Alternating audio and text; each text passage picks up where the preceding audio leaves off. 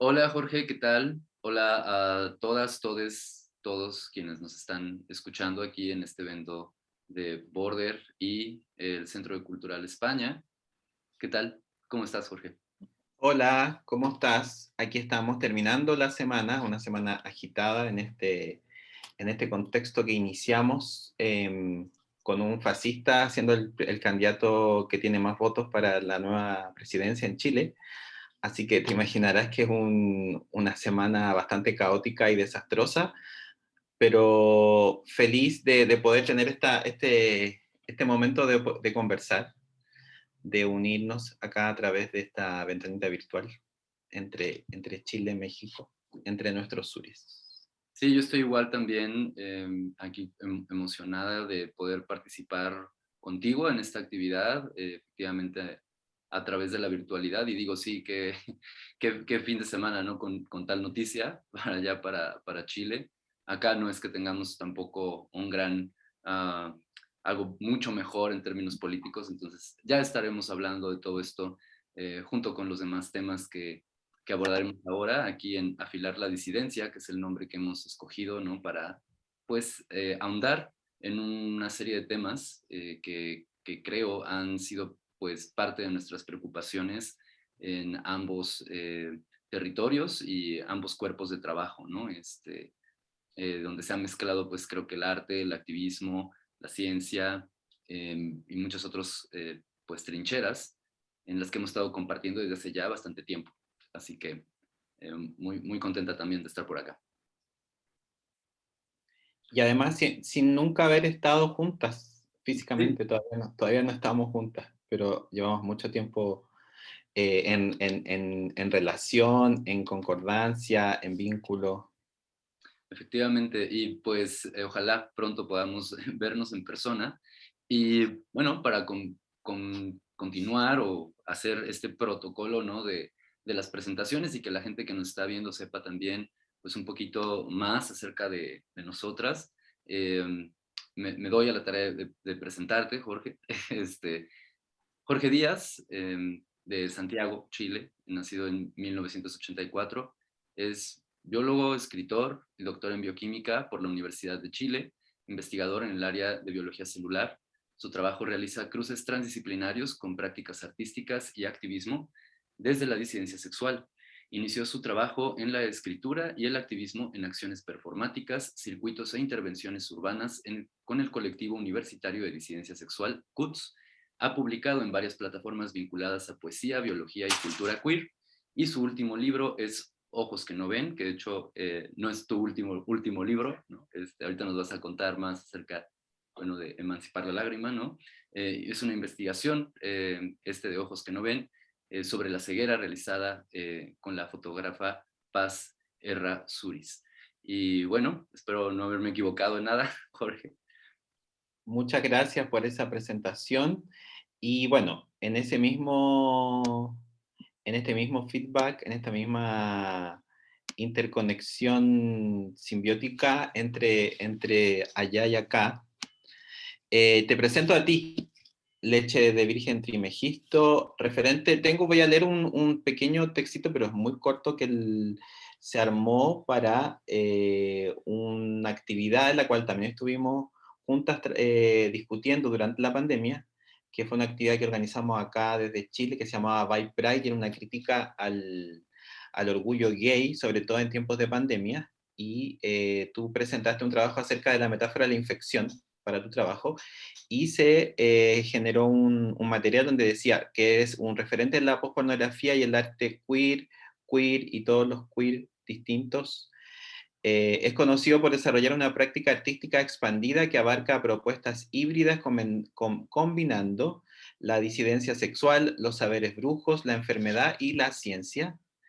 Y también yo quisiera decir que te conocí principalmente a través de tu trabajo, y ese trabajo también fue a través del Internet. Previo a pandemia también ha sido siempre súper importante Internet, eh, porque sabemos que al mismo tiempo que nos está vigilando y que nos está controlando, también ha sido, sobre todo para los disidentes, una ventana de escape para no eh, tirarnos del octavo piso. Y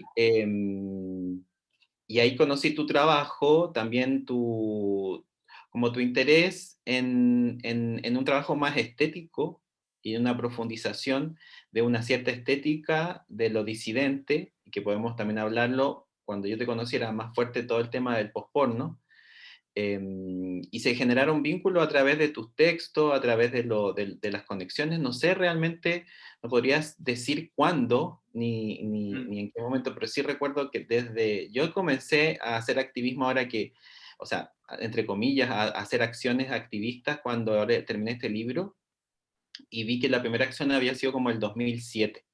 Ujú. Entonces yo de 2007 que estaba en el primer año de mi carrera de biología cuando empecé a trabajar con la CUTS, y yo me acuerdo que yo inmediatamente te conocí también porque se publicaban textos en blog, siempre tú estabas como mostrando tu trabajo, y quizá el circuito de disidencias sexuales no era tan expandido, no era tan amplio, y también no sé por qué siempre había una conexión súper fuerte entre Chile y México. O sea, México es un gran polo, entonces yo creo que México con todo, pero nosotras acá como chilenas, siempre con México también como ahí mirando lo que está ocurriendo, Sayak Valencia, por ejemplo, otra referente súper importante.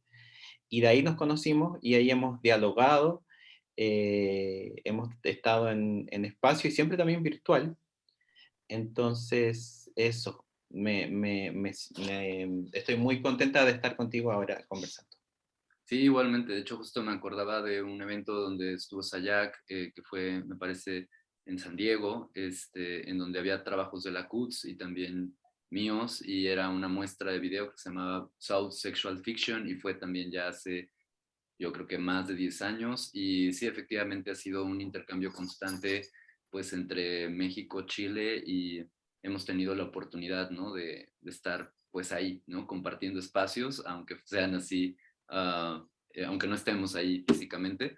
Y pues en relación a todo esto que ha estado ocurriendo a lo largo de los años, donde sí efectivamente ha habido como un interés, yo pienso tanto de la CUTS, tuyo, mío, en fin, por ponerle cierta cara a la disidencia, por así llamarlo, como tratar de hacer visibles cosas, generar también denuncias a través, por supuesto, de esta combinatoria de arte, activismo, academia, ciencia, además, pues han ido ocurriendo diferentes cuestiones, ¿no? Creo que no, las latitudes pues no son tan diferentes, pero sí que tienen sus especificidades, y creo que podemos ver, al menos así lo veo yo, no sé tú qué opines, pero creo que ha habido como una evolución muy extensa en torno a las diversidades sexuales, primero, y también los movimientos feministas, el pensamiento feminista, los feminismos, en Latinoamérica, ¿no? Y ha habido como un boom, pienso, como de más o menos una década para acá, es lo que yo más o menos diría, que cada vez estos temas son más visibles, pero no por eso quiere decir que todas las violencias y problemas hayan desaparecido, ni mucho menos. Y lo más importante es que creo que es el propósito de este evento que está sintonizando ahora la gente, aquí cobijado por esta iniciativa de Border y el Centro Cultural España, pues de reflexionar sobre cuáles son ya no los problemas que tenemos con este heteropatriarcado, en fin, sino los problemas que se han generado dentro de las propias comunidades de diversidad o de disidencia, ¿no? Y a mí siempre, yo siempre tuve un eco con el trabajo que ustedes hacían, porque yo les admiro mucho justo porque han trabajado desde la trinchera de la disidencia, que a veces es radicalmente opuesta a lo que se entiende como diversidad sexual, ¿no? Y eso me parece muy crítico y muy necesario.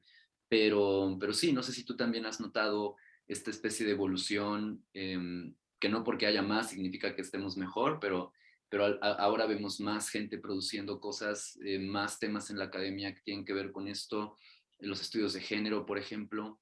No sé cuáles sean como tus reflexiones en torno a eso, por ejemplo. Ha habido una emergencia muy fuerte, y aquí, al menos en Chile, pero también yo creo que a nivel internacional, se profundizó mucho desde el 2018. De hecho, aquí también ocurrió una toma generalizada de muchos liceos y colegios por parte de mujeres principalmente, y eso fue en el mes de mayo. Entonces nosotros acá siempre hablamos del mayo feminista. El mayo feminista del 2018, que es como un punto que hace quizá una de las revoluciones sociales más importantes que han ocurrido, particularmente acá en Chile en este contexto, desde la perspectiva del feminismo, y que después aquí también hemos estado viviendo en un tiempo de muchos cambios y revoluciones. También después ocurre el estallido o esta revolución social del 2019, que sin esa previa emergencia feminista de mayo de 2018, que las mujeres se tomaron casi todos los espacios de donde trabajaban, y fue súper como intenso. Yo me acuerdo que ahí también tuvimos que hacer muchos talleres, estar en muchos espacios, conversar, hacer acciones en conjunto, tener resistencias, porque también habían ciertos feminismos que eran así como extremos de un cis, de una lógica de cis mujer, y que otra corporalidad que se escapara de eso no era feminista.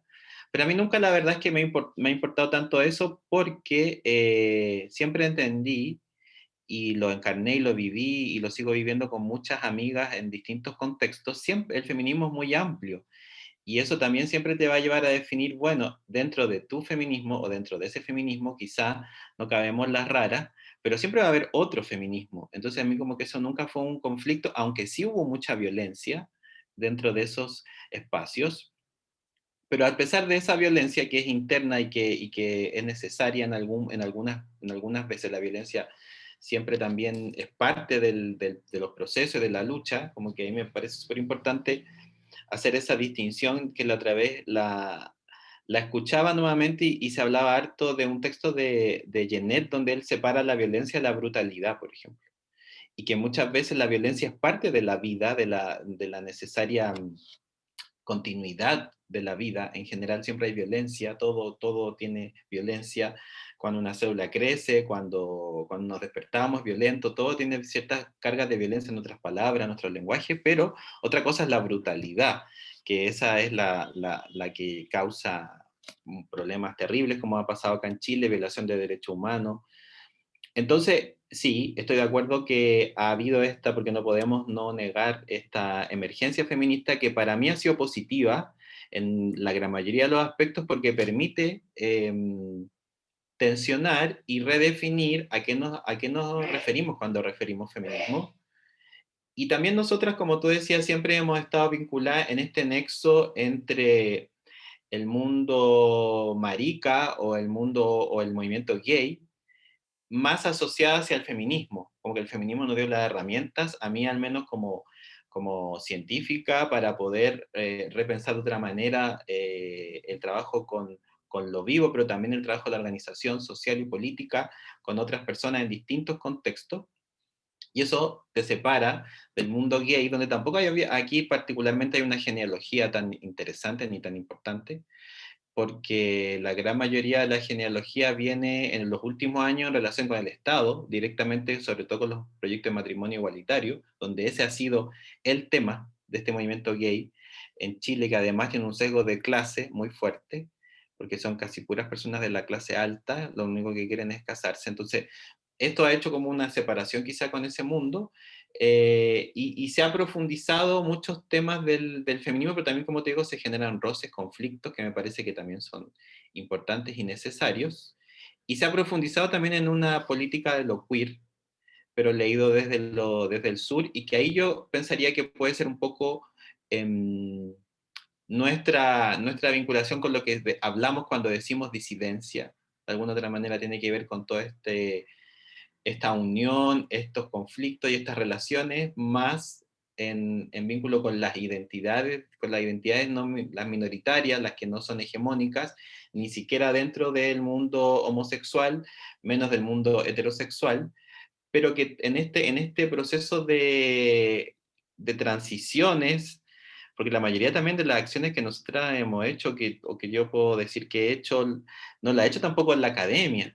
Ha sido siempre un espacio un espacio poroso entre la academia y los espacios activistas y los espacios del arte, pero no son directamente, son como espacios más complejos, que eso sí creo que a veces se tiende a simplificar en el contexto que vivimos, porque ya estar en un espacio académico, por ejemplo, haciendo tu estudio desde las teorías de género, ya es distinto a generar una contracultura que ponga de relieve a las disidencias sexuales dentro del espacio social y cultural en general. No es hablarle a la academia, pero también siempre existieron estas confusiones de que quizás nosotros podemos pasar por académica a veces, pero nuestro trabajo no era en la academia sobre eso, pero sí le robamos a la academia todo lo que podamos robarle, estar ahí pero no pertenecerle, no hablar por la universidad. Exacto. Pero también todo esto todos estos cambios que han habido también pueden ser rápidamente modificables e inclusive reversibles cuando pueden llegar gobiernos conservadores y fascistas, donde los estudios de género, los avances en materia de derechos sexuales y reproductivos, aquí hace poco se aprobó la ley en 3 causales del aborto, por ejemplo, o la ley de identidad trans, la de identidad del género, que las personas puedan elegir su género social en su identificación, en su carnet. Pero todo esto puede al mismo tiempo peligrar y mañana ya no existir. Entonces, nada nunca está conseguido. Entonces, quizá yo terminaría diciendo que me parece interesante que toda esta historia y estos cambios temporales no siguen una lógica lineal productiva hacia adelante, sino que son momentos, o sea, esa idea de que realmente vivimos un tiempo queer, un tiempo raro, un tiempo extraño, un tiempo herido, son cada vez más que ciertas, porque nunca nada para las disidencias y para las mujeres en general avance hacia adelante. Todo son retrocesos, son cambios, y es muy difícil, o sea, es muy intensivo y muy interesante vivir un periodo que como el que estamos viviendo, que hubo una explosión del feminismo y las disidencias, pero al mismo tiempo también es muy fuerte pensar que todo esto puede retroceder no sé, en menos de un año. No sé cómo tú ves también estos cambios, porque ya que estamos hablando de la política LGBT o la política o nuestras tensiones con la política LGBT más bien, no sé cómo también tú ves estos contextos en tu espacio. Sí, digo, has mencionado un montón de cosas que me hacen eco y que creo que también a la gente que estará escuchando esto le van a hacer clic, porque acá también tenemos eso, ¿no? Una especie de tiempo convulso funciona más como una especie de flujo en lugar de una línea recta, ¿no? Que va de A a B, sino que está constantemente cambiando. Y creo que en relación, por ejemplo, a estas batallas, ¿no? Y creo que a veces hay en términos de políticas públicas y demás, tenemos más bien territorios ganados y territorios como prestados o cedidos. Y muchas veces estos territorios ganados no son, como bien dices, desde las instituciones, desde la academia, ni desde estos lugares de legitimación o poder, sino que son a partir literalmente de gente que pone su cuerpo en las calles, que está dedicada al activismo, que como bien dices está dentro de una contracultura y no por pose ni por eh, un fin estético o glamuroso, ¿no? Porque de repente también como que ser queer o ser monstruoso, o ser no binario, o ser tiene cierto glamour para algunas personas que no tienen nada que ver con esto y lo adoptan, lo apropian y se despolitizan, ¿no? Pero afortunadamente creo que hemos tenido espacios de resistencia muy, muy importantes, ¿no? Aquí en México. Sin embargo, hay mucha microhistoria que todavía no se ha rescatado, pienso, o sea, en términos de visibilización, y la gente no sabe tampoco como su propia historia, las propias historias locales con respecto a lo LGBT y a nuestro propio pasado. Aquí hay mucha desinformación acerca de eso, lo cual hace que siempre brillen otros discursos a costa de eso, ¿no? A mí me suena mucho lo que dices, por ejemplo, con el matrimonio igualitario. Se acaba de aprobar la ley aquí en Querétaro, que eso es algo como que no creí ver todavía en mucho tiempo, porque Querétaro es un lugar en México muy conservador, dejémoslo ahí porque podría hablar mucho más, pero es curioso que de repente haya estas políticas como tan progresistas y también vemos cómo genera en la población, en ciertos grupos de la población, un escozor muy grande. O sea, te hablo de que hubo manifestaciones de grupos evangélicos que confunden, ¿no? Como siempre su derecho a la libertad de expresión con, pues, esconder este discurso de odio, ¿no? En torno a los derechos humanos de las personas, ¿no? Diciendo que ellos no estaban de acuerdo con el matrimonio, pero al mismo tiempo también es preguntarse, ¿no? Como cuáles son realmente las urgencias para las colectivas disidentes, feministas y LGBT y demás, y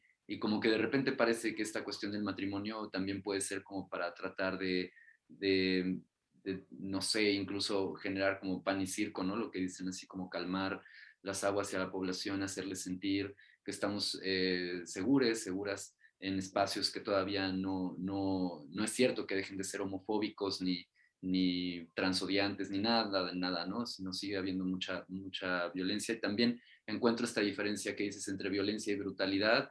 Yo lo pienso mucho en relación a la cultura de la cancelación, que ya habíamos hablado un poco de esto, ¿no? En algún momento, y cómo la cultura de la cancelación, pues es también llamada, ¿no? Cultura de la cancelación, es un mecanismo más que se parece muchísimo a los mecanismos punitivistas del propio Estado, del gobierno, de las instituciones, que automáticamente cancelan a alguien o castigan a alguien, asesinan a alguien por un dato mínimo, ¿no? El hecho de pertenecer a una minoría o tener cierta orientación o estar en medio de este espectro de género entre lo que consideramos hombres o mujeres, ¿no? En fin, habría mucho ahí de qué hablar, pero yo lo veo un poco así, como que de repente el cancelar todas las diferentes tipos de violencia también es algo no solo utópico, sino un tanto ridículo, porque como bien dice, son necesarias muchas veces para los propios cambios orgánicos de toda sociedad,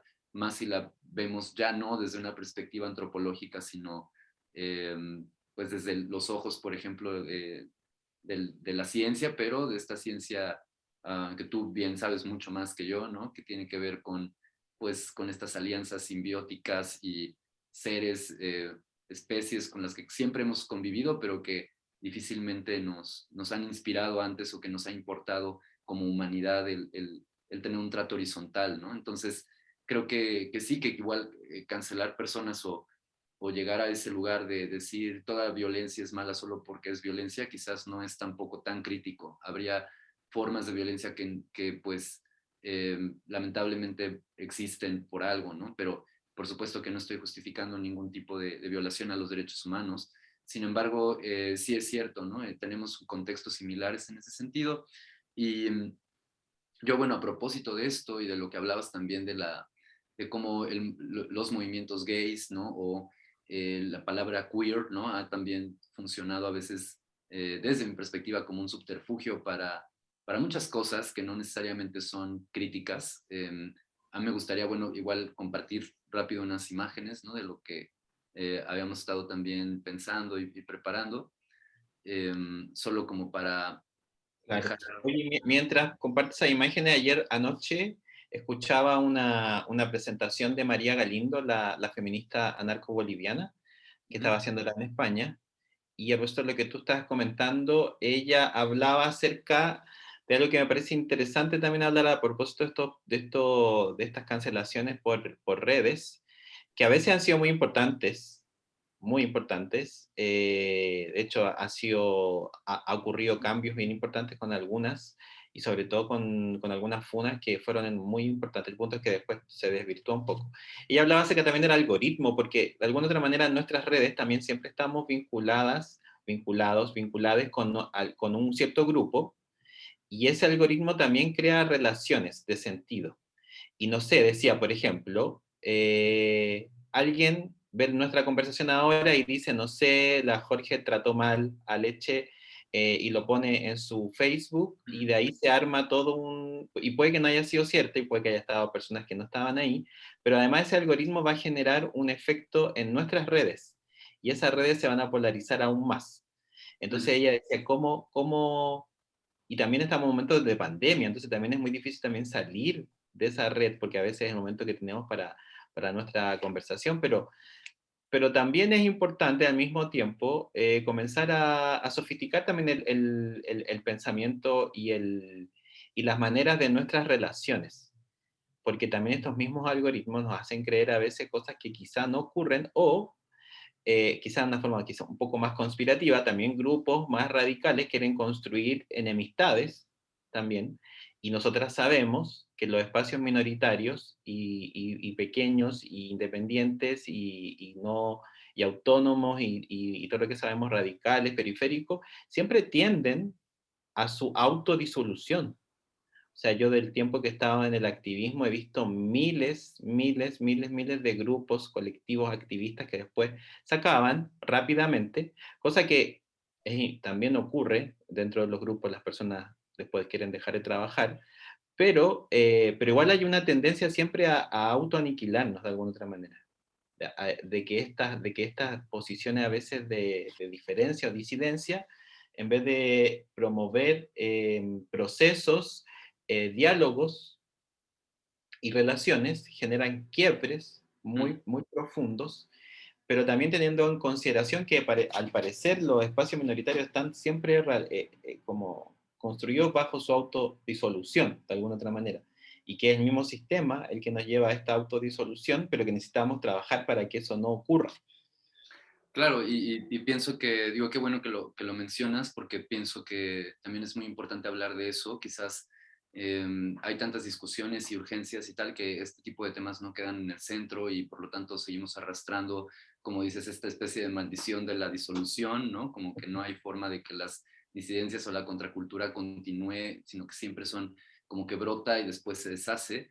Y también hay que decirlo, ¿no? Dentro de los propios colectivos, comunidades, grupos que estamos, se supone, hermanadas por ciertas situaciones que comprendemos porque las vivimos y aparte somos vocalmente, públicamente, ¿no? Muy políticos en ese sentido. También ahí se dan estas relaciones de muchas veces de poder y lamentablemente también hay muchos protagonismos y eso Sí, también genera estas disoluciones, ¿no? Entonces, a mí me ha pasado, ¿no? Que aquí en Querétaro, lo que es la comunidad LGBT pasó mucho tiempo pues simplemente sin tomarme en cuenta por el tipo de trabajo que yo hacía desde el arte y por supuesto que no lo digo desde ninguna idea de victimización, sino digo, he notado cómo eso ocurre, no solo conmigo, con otras personas que no encajan en esta idea, pues, ¿por qué no decirlo? Muchas veces homonormativa y terminan pues sacar todo lo que no encaja en ese ideal, ¿no? Y también me ha pasado que hasta se inventan diferentes como, pues sí, lo que serían chismes, mentiras, en fin, para tratar de desacreditar el trabajo de personas, ¿no? Y como bien dice, se sacan de contexto, se polarizan las discusiones y luego los algoritmos, que sí, no lo había tomado en cuenta, pues claro, hacen también su trabajo. Entonces, pues sí, tenemos esta especie de escenario tan complejo, ¿no? En el que nos toca, aparte de todo esto, pues tratar, siento yo, de ponernos de acuerdo para que todas las luchas sí, vale la pena que se puedan luchar, pero tampoco todas podemos luchar en todos los frentes, ¿no? También eso es cierto. Entonces, pues bueno, les hablo un poco de la imagen que está aquí. Bueno, es una imagen de un pollito de color rosa, ¿no? Que son muy comunes, no sé si también por allá lo sean, pero aquí en México, bueno, por alguna razón tienden a vender estos pollitos teñidos, pollos vivos, teñidos de color fluorescente, y, y hay rosas, azules, verdes, de todos los tonos.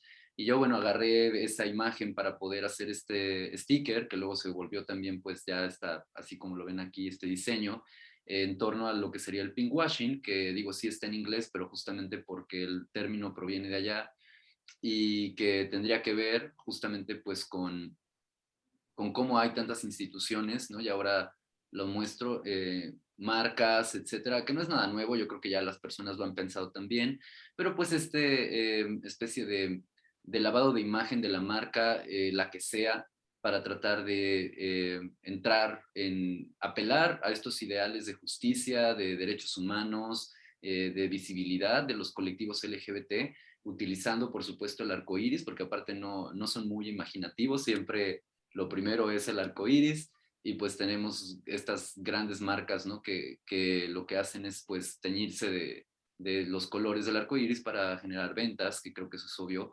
y cada vez vemos cómo avanzan más, ¿no? Estas marcas que solo apoyan, entre comillas, los movimientos solo en junio, que es cuando tienen este pico de ventas. Y también hay que decirlo, hay mucha falta de conciencia en los consumidores que sí terminan comprando esto por el hecho de que tiene el arco iris, ¿no? Y yo ahí veo como una sed constante de tener que reafirmar la identidad a partir de este tipo de cuestiones, ¿no? Que la verdad no tienen realmente mucho que ver, pienso yo, con cuestiones pues identitarias, sino más bien pues de mercado, obviamente. Y el pinkwashing es eso, ¿no? La estrategia mercadotécnica para sacar dinero de las luchas sociales, a final de cuentas, particularmente las de la diversidad sexual. Entonces, pues bueno, estas son algunas imágenes que lo ilustran, solamente como para hablar del tema. Y también esto que aquí sí me gustaría preguntarte, tú cómo lo vives desde allá, pero aquí ha habido la aparición de muchos espacios que llevan el nombre de queer o proyectos, en fin, y la mayoría, digamos, son inofensivos, adoptan este término pues porque se puso de moda, hay que decirlo también.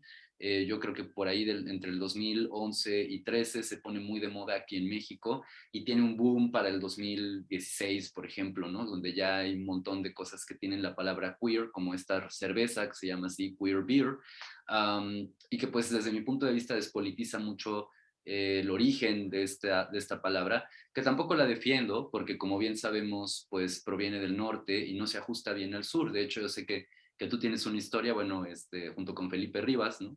Ahí esta idea de cómo cambia lo queer, así escrito con Q, a denominarlo con C, ¿no? Que es algo que me parece como también una forma de desmarcarse de manera muy crítica.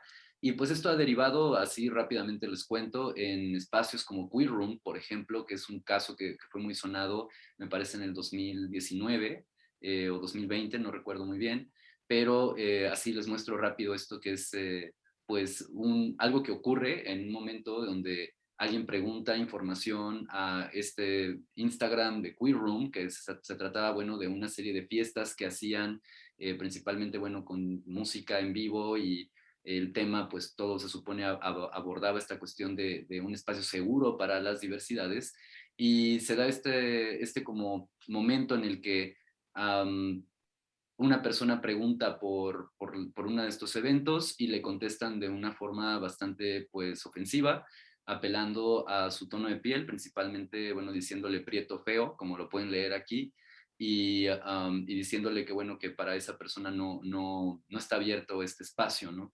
Y entonces ahí entramos en estas mismas como microhistorias que para mí son bien importantes, porque creo que algo bien cierto es que nuestra historia no se escribe con una H mayúscula, sino que esa historia nos ha expulsado.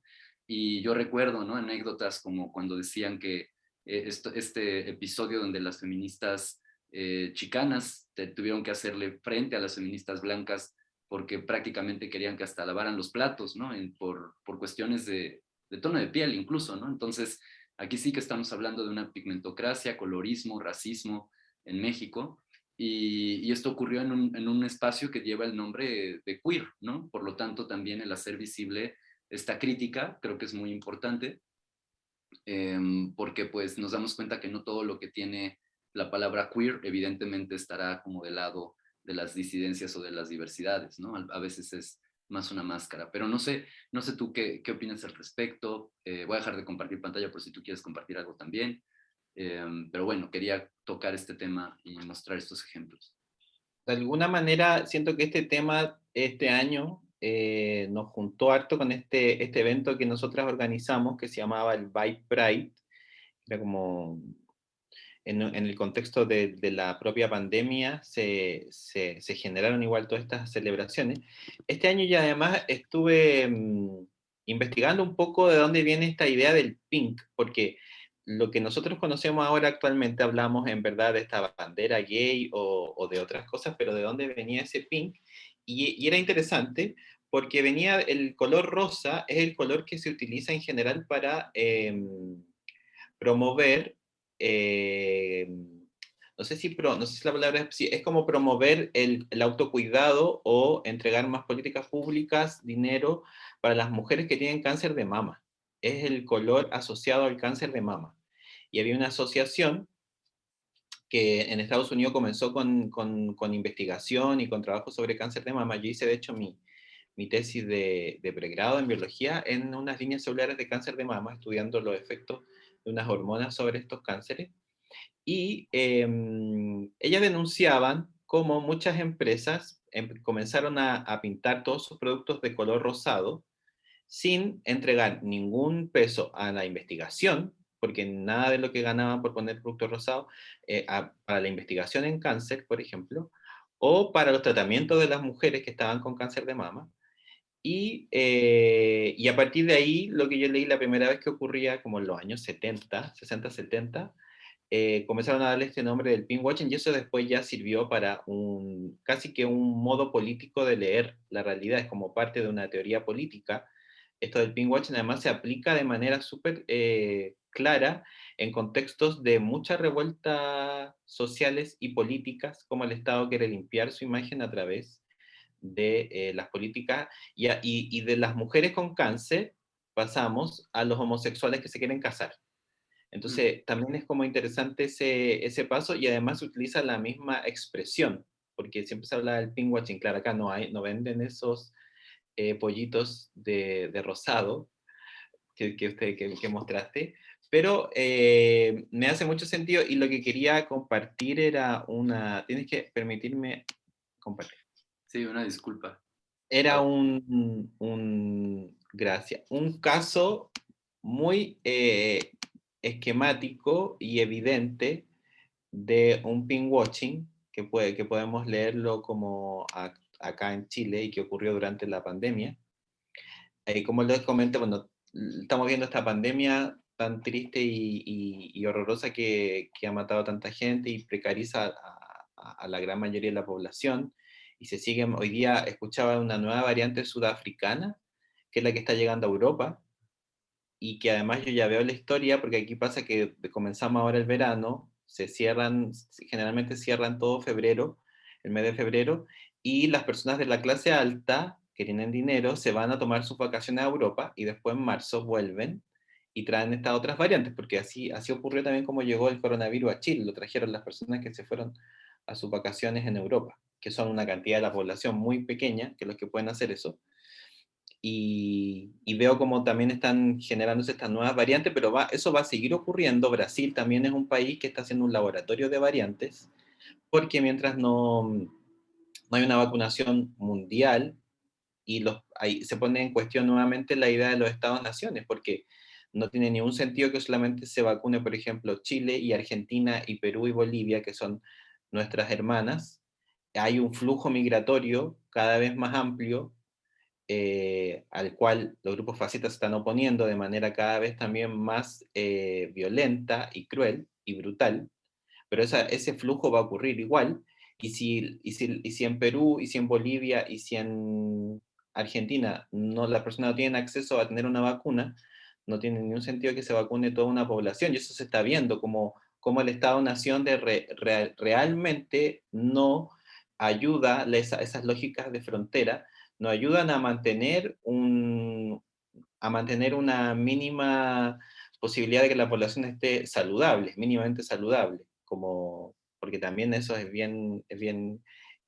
uno también puede bien poner en cuestión las lógicas de lo salubre, pero al menos que las personas no se infecten al momento de salir a la calle, porque esto ha sido muy fuerte en ese aspecto y ha tomado, al principio cuando se inició la pandemia, se hablaba mucho que el virus no miraba ni clase, ni tampoco miraba estatus social, eh, perspectiva, no miraba tipos de género, como que el virus no tenía ninguno en el vínculo sexo, género, clase y raza. El virus supuestamente se comportaba de una manera sin tener vínculos con eso. Sin embargo, el sistema se encarga de que aunque el virus no tenga eso, sí va a ocurrir, y las poblaciones, las mujeres, las poblaciones precarizadas, aquí las poblaciones migrantes, afro, son las que han sufrido de manera más horrorosa la infección por el coronavirus. Entonces, el sistema ha hecho también que esta idea de este virus que infecta lo que encuentra, pero el punto es que quién encuentra y cómo lo encuentra, la gente que utiliza transporte público. A mí me dio coronavirus, y yo creo que a mí me dio porque yo tomaba el transporte público y no tenía otra opción tampoco. No tenía otra opción para moverme. Y claro, mucha gente que yo conozco no le dio, sobre todo en la ciencia o los laboratorios, porque tienen auto y no comparten con nadie, sino que llegan de su casa y se van al laboratorio y después se devuelven. Vuelvo a lo del pinkwashing. Aquí ocurrió entonces, previo a la pandemia, que es lo que estaba conversando, un estallido social en el cual fue por subió el precio en la tarifa del transporte público, hablando de transporte público, subió 30 pesos de un día a otro, y los estudiantes comenzaron a saltar los torniquetes y no pagar esos 30 pesos de más, porque además era mucho dinero, y fue un proceso de evasión masiva, y de hecho la consigna era evadir, no pagar, otra forma de luchar. Entonces, pero eso partió principalmente por las personas jóvenes, los estudiantes principalmente, comenzaron a evadir esto y hablaban, desde el término de la dictadura hasta ahora han pasado aproximadamente entre 30 y 35 años, y se decía no son 30 pesos, son 30 años. Y la instauración de un modelo neoliberal, que es un experimento neoliberal, porque Chile es un experimento del neoliberalismo, ocurre todo esto, y al poco tiempo que se inicia esta lógica, este estallido, esta lógica revolucionaria, este cambio en nuestro cotidiano, porque de verdad que las ciudades se paralizaron durante varios meses. El presidente dijo que estábamos en guerra, el presidente Piñera, el que ha violado los derechos humanos, que ha sido quizá uno de los peores presidentes que han existido luego de la dictadura, que era el tirano, Pinochet, el sangriento, fascista, horroroso. Y mira, está como un poco al nivel. Declaró la guerra a los ciudadanos. De hecho, aquí pongo dos declaraciones en la prensa donde él decía que estábamos en guerra. Y hay un grupo que se llamaba Grupo Delight Lab, que es un grupo que comenzó a poner frases en la ciudad. Puso en un edificio que está justo en la plaza donde se inició toda esta revuelta, que se denomina la Plaza de la Dignidad hoy día, antes se llamaba Plaza Italia o Plaza Baquedano, y allí está la Telefónica, un gran edificio de la Telefónica. No estamos en guerra. Luego de que comenzó este estallido, y termino ahora, y comenzó la pandemia, luego de este estallido muchas personas quedaron presas en las cárceles sin tener ninguna causa. La gran mayoría de las personas han pasado 2 años en la cárcel y han salido libres y no han habido cargos, pero han estado presos durante todo este tiempo. Estábamos en una pandemia en la cual en el 21, este año, en el cual estaba muy fuerte, sobre todo al inicio del año donde yo me contagié, un gran ola de contagios. Todavía no se lograba la vacunación efectiva, y el presidente en una de sus últimas cuentas públicas anuncia que va a acelerar el proyecto de matrimonio igualitario en un país donde había más de 400 personas con un ojo mutilado, donde estábamos viviendo una pandemia que hacía que la gente no podía trabajar, no habían beneficios del Estado. Recién, hace poco comenzaron recién a haber un beneficio como universal, pero no existió durante toda la pandemia ninguna ayuda estatal. Con todas estas personas presas en las cárceles, la principal persona que salieron a protestar y que tuvieron la mala suerte que los tomó la policía, el presidente anuncia en ese momento la urgencia al matrimonio igualitario. Y dice, por ejemplo, la vida me hizo cambiar de opinión. Y vemos entonces cómo en este experimento que estamos viviendo como en Chile, con el neoliberalismo, vemos cómo aquí se ve la prueba fehaciente de cómo el matrimonio, además una institución absolutamente conservadora, tradicional, burguesa, pues nosotros siempre decíamos, ¿para qué casarnos si ni siquiera tenemos casa, no tenemos nada? O sea, no tenemos. Y también siempre los vínculos entre las disidencias han sido distintas al vínculo tradicional del matrimonio. También hay una lógica muy homonormativa de los gays de clase alta que pueden casarse y que pueden heredar y que quizá ganarán algo casándose, pero la gran mayoría de la población, sobre todo las comunidades trans y las comunidades trans que trabajan en prostitución, han sido muy violentadas, más violentadas que otras veces durante la pandemia. Entonces, al mismo tiempo, anuncia esto quedando como un presidente gay friendly. Entonces, me parece como un ejemplo que quería dar y compartir con ustedes allá en México, que nos ocurrió este año mismo, y que claro, yo no estoy en contra del matrimonio, si las personas se quieren casar, se casan. El punto es cómo son utilizadas estas medidas, que además tampoco son tan ciertas, porque está a punto de terminar y no apuró el proyecto en la Cámara de Diputados ni en la Cámara de Senadores, en el Poder Legislativo, pero sí fue anuncio y sabemos que la política también son anuncios y son creaciones de realidad. Entonces, frente a todo este contexto que te comento, se anuncia el matrimonio. Sí, eso está, digo, como dices, es una prueba bastante clara, ¿no? De estas estrategias, pues al final de control, de biopolítica, ¿no? También, donde, pues sí, como dices, ni siquiera se aprobó como tal, ¿no? No se puso en marcha tal cual, solo fue el anuncio, esta ficción, ¿no?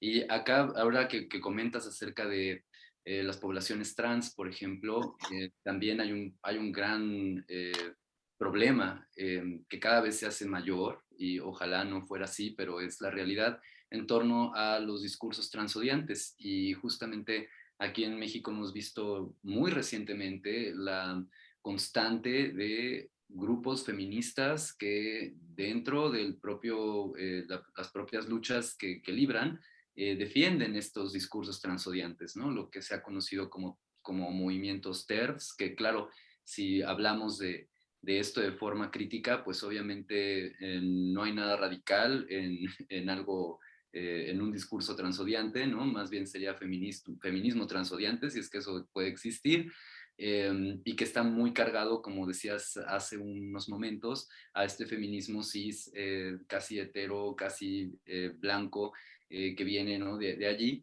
pero yo también pues quería mostrarles, aprovecho, ¿no? Ahora que estamos compartiendo estos materiales, acá en relación a unas diapositivas que tengo. Por ejemplo, el caso que ocurrió con este partido político, primero, esto fue el año pasado, es un partido de reciente creación que se llama Fuerza México, y que fíjate, toman el color rosa también, ¿no? Ahí esto no es una coincidencia, o sea, sí hay ahí este mismo discurso que estamos rastreando ahorita.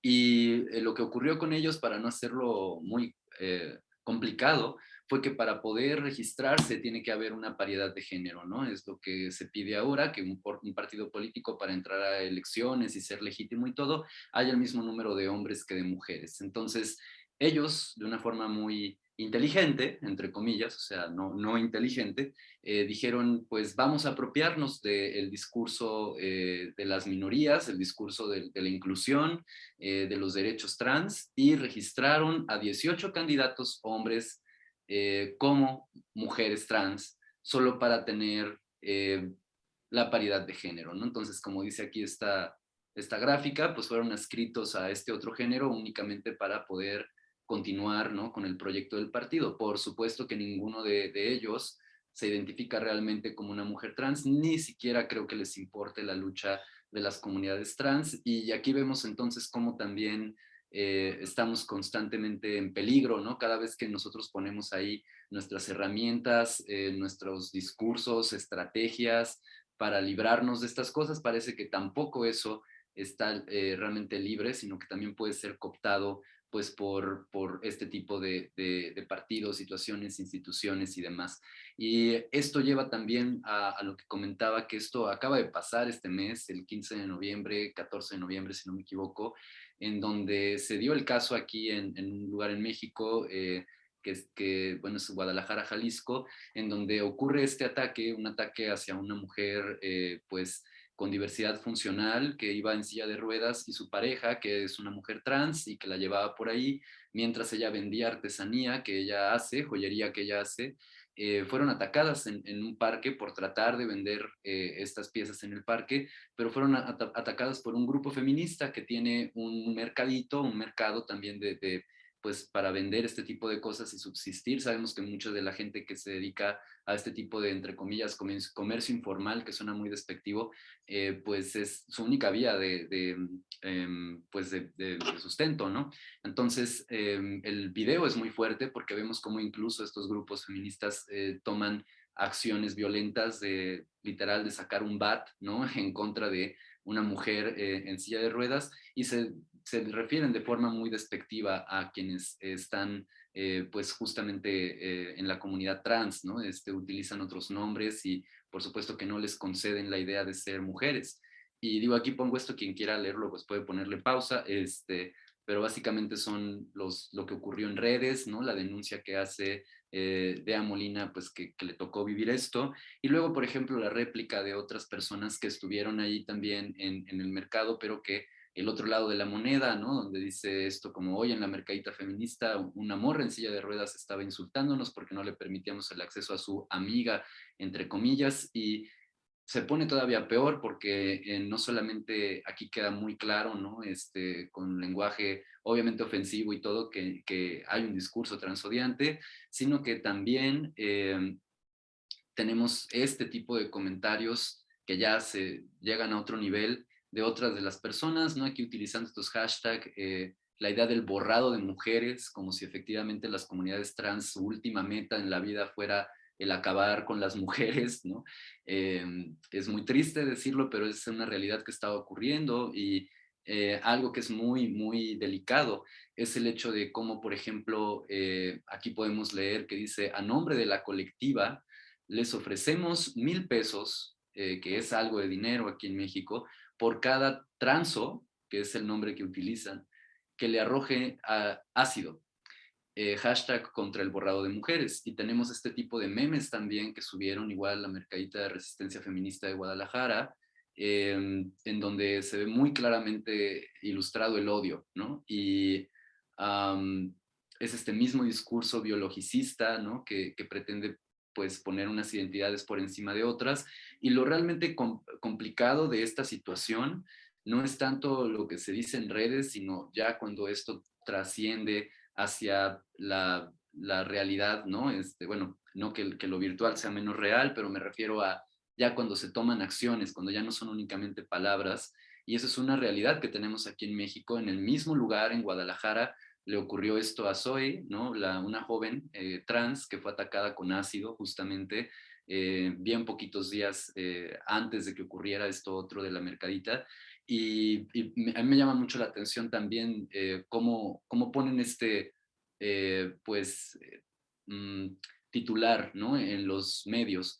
Literal, esto de la nueva cara de la discriminación en México, que pues es hasta cierto punto ofensivo, ¿no? Porque digo, los medios de comunicación nunca saben cómo tratar estas cosas, siempre terminan revictimizando y generando un montón de problemas, pero a mí me llama mucho la atención esta idea de la nueva cara de la discriminación, porque pues lamentablemente estamos frente a discursos y prácticas que dentro de nuestras propias comunidades están generando los mismos problemas que tenemos afuera de las comunidades, ¿no? Y es muy triste porque justamente llegamos a este punto de no encuentro, de disolución, pero de violencias, mejor dicho, brutalidades, que podemos ver así como de forma muy clara. Y esto es ahorita, ¿no? O sea, es 2021, noviembre, y es algo que pues no podía al menos yo dejar pasar esta oportunidad como para reflexionar sobre lo que está pasando, porque creo que es algo que nos compete a todos, a todas, a todos, y que pues es una realidad, ¿no? No sé si allá también, o tú cómo ves esto en relación a justamente estos discursos tan peligrosos que parecen estar incluso justificados por las mismas premisas de la diversidad, ¿no? Que es lo terrible aquí, ¿no? De tener estas disidencias que parecen estarse constantemente consumiendo a sí mismas, ¿no? Sí, es muy terrible y muy triste todos los casos que muestras y hay mucha como vinculación en los modos de violencia sobre las cuerpas disidentes, sobre las cuerpas trans. Acá también han habido casos bien particulares de mujeres trans que les han tirado ácido, han desfigurado su cara. De hecho, hay muchas historias. Hay un grupo en Chile que es muy importante y que es muy histórico que se llama el grupo Amanda Jofré. Y este grupo Amanda Jofré, que ustedes pueden buscarlo en internet, el grupo Amanda Jofré en Chile, un grupo de mujeres trans, además también muchas de estas mujeres trans son mujeres que trabajan en prostitución, que tienen una historia desde los años 80, es un grupo que lleva mucho tiempo y durante este tiempo han sufrido ataques muy particulares sus dirigencias, durante las noches. De hecho, a una chica le tiraron como más de 100 perdigones. A una de las chicas de Amanda Joffrey, ella perdió su visión durante este tiempo de pandemia.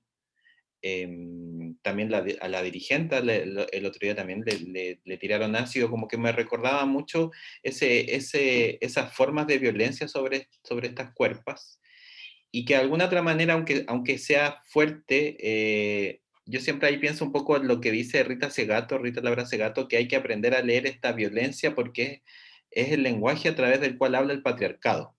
No es cualquier tipo de violencia. Acá en Chile existe una violencia además sistemática de parte del Estado, de mutilación de los ojos, mutilaciones oculares, pero también en el inicio de la revuelta feminista hubo un caso bien particular, que es el caso de Nabila Rifo, que es un caso de una mujer que en el sur del país su esposo le quitó los ojos. Y fue como, y de hecho recuerdo que de ahí, a partir de este caso se inició también una marcha bien importante y una reconcentración de los grupos feministas que no nacieron en el 2018, que tienen una tradición muy fuerte sobre todo en un feminismo antidictadura, pero que también después de la dictadura se sabe que se institucionalizó cierto feminismo, se construyeron los estudios de género, se construyó el Servicio Nacional de la Mujer, y quizá esa emergencia y esa radicalidad fue cooptada por las instituciones, pero que ahora como volvió a tener una emergencia muy, muy importante, muy potente, muy necesaria. También me gustaría decir, porque yo creo que ya estamos en la hora, me gustaría también decir que no creo que todo feminismo radical sea un feminismo TERF, porque también creo que se ha utilizado mucho o han utilizado este tipo de feminismo TERF o transodiantes a la perspectiva del feminismo radical, pero yo sigo creyendo y creo importante también evidenciarlo, que no toda feminista que se diga feminista radical es TERF.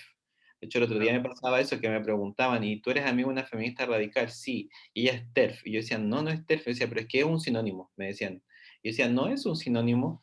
Además, hay muchas feministas radicales que tienen un trabajo súper importante y que han sido también claves para la emergencia de estos pensamientos disidentes, pensamientos queer, como nosotros decimos acá, un queer con K, porque está como mezclado entre el punk y también el quechua, que es el quechua utiliza mucho la letra K dentro de sus palabras, bueno, y también fue como una manera, al hablar esto queer con K, también fue una manera de volver a este tipo de otros imaginarios, donde también nosotras hemos sido despojadas, porque también hemos sido absolutamente colonizadas y no tenemos, y ahora recién estamos, yo digo que como también este mismo feminismo, este mismo movimiento feminista, transfeminista, también ha comenzado a enarbolar también figuras y también cultura que Mm. proviene de grupos como la cultura mapuche, por ejemplo, que siempre ha estado, pero no sé si era parte antes tan fuerte. Siempre ha habido un espacio de resistencia. La cultura mapuche es una cultura que lleva resistiendo más de 500 años, es una cultura guerrera frente al Estado-nación también, pero aún así no ha existido quizás siempre este trabajo de unión, aunque muchas personas les daba, de hecho yo recuerdo que cuando yo estaba en el colegio, que alguien tuviera un apellido indígena era como vergüenza, entonces era muy terrible también ocultar esos espacios de lo indígena, y cómo también eso puede ser parte de nuestro conocimiento actual. Frente a eso, frente a todos estos casos tan horrorosos y terribles, tenemos que manifestarnos en contra, tenemos que apoyar a las personas que han sufrido eso y poner nuestro trabajo a disposición de un cambio frente a esta radicalidad, mm, claro, como terrible, fascista en un punto frente a las otras identidades. Pero también, y con eso quería cerrar, yo pensaba en este último libro que tú decías al inicio, que yo publiqué hace poco, que se llama Emancipar la lágrima, era un poco la pregunta también sobre esto, qué hacemos con este sufrimiento, con este dolor, con esta historia, además de seguir en la lucha cotidiana, eh, qué hacer más allá de evidenciarlo o cómo respondemos frente a eso. Y ahí me pasaba que también he entendido siempre que la víctima es alguien que es particular. Yo puedo decir que tú eres una víctima o que la otra persona es una víctima, pero que al momento en que somos todas víctimas de distintas maneras, tenemos que buscar modos de cómo sobreponernos a eso sin utilizar el mismo discurso victimizante que ocupa la prensa, por ejemplo, y ahí se ha utilizado quizás estrategias más irónicas, más creativas, más queer. Siento que de alguna otra manera siempre esta victimización que es individual se vuelve creativa en lo colectivo. Y ahí se generan distintas experiencias donde también se toman perspectivas del arte, perspectivas del activismo, perspectivas de la estética, que creo que es lo que nosotras hemos hecho de algún otro modo durante todo este tiempo, tratar de qué hacer con este sufrimiento con el que seguimos viviendo y con esta atrocidad y brutalidad en la que seguimos cotidianamente inmersos de distintas maneras. También uno vive, yo vivo en el mundo científico, una cantidad impresionante también de violencias simbólicas o violencias que a veces son, parecieran menos brutales, pero que igual son igual de brutales frente a las personas que estamos ahí en otros contextos. Más me pasa a mí, que provengo de la clase obrera, proletaria, pero que he llegado a los espacios científicos, entonces también es como una doble... Yo recuerdo mucho siempre cuando estoy en el laboratorio de Ansaldúa, esto de estar, pertenecer a una cultura y no pertenecer también, pero también estar ahí, ¿por qué no voy a estar en el espacio científico al mismo tiempo? Porque no han estado nadie de mi familia, de las personas de mi clase. Y yo propongo en este último libro esta idea de la emancipación de la lágrima, que está igual evidente, pero que esta emancipación tiene que ver más bien con encontrar otros modos de protestar, de encontrar otros modos de oponerse frente a estos discursos y frente a estas violencias. Y también que tenemos que construir historias y dejar nuestras historias en el momento en que están ocurriendo, porque, como te decía, no sabemos cuándo todo esto puede ir a peor, y al menos queda el material. Eso yo siempre me ha parecido muy importante, sobre todo el feminismo, que siempre dejó materiales, textos, cartas, y que eso sirve como inspiración en otros contextos para poder volver a establecer relaciones y seguir entre todas y entre los distintos lugares resistiendo frente a esta brutalidad. Y creo cada vez más que no sé si necesitamos construir nuevas cosas, sino que también ir hacia ese pasado, porque muchas de estas ideas que han servido mucho en este último tiempo, y también lo vinculo con la biología, no sé, el trabajo de Margulis, Lynn Margulis, o Donna Haraway, que son dos biólogas que son muy conocidas para nosotras, pero que en verdad para el mundo, para muchas personas no son conocidas, porque no se han divulgado sus ideas. Hay muchas ideas y formas y estrategias de sobrevivencia, que quizá no vamos a poder hablar hoy día, pero que también estaba lo del VIH, que era otra forma de sobrevivencia dentro de una pandemia, que no han sido divulgadas, y yo creo que nuestro trabajo es ir a buscar estas historias, traerlas al presente y a partir de eso construir nuestros modos de estar en la sociedad.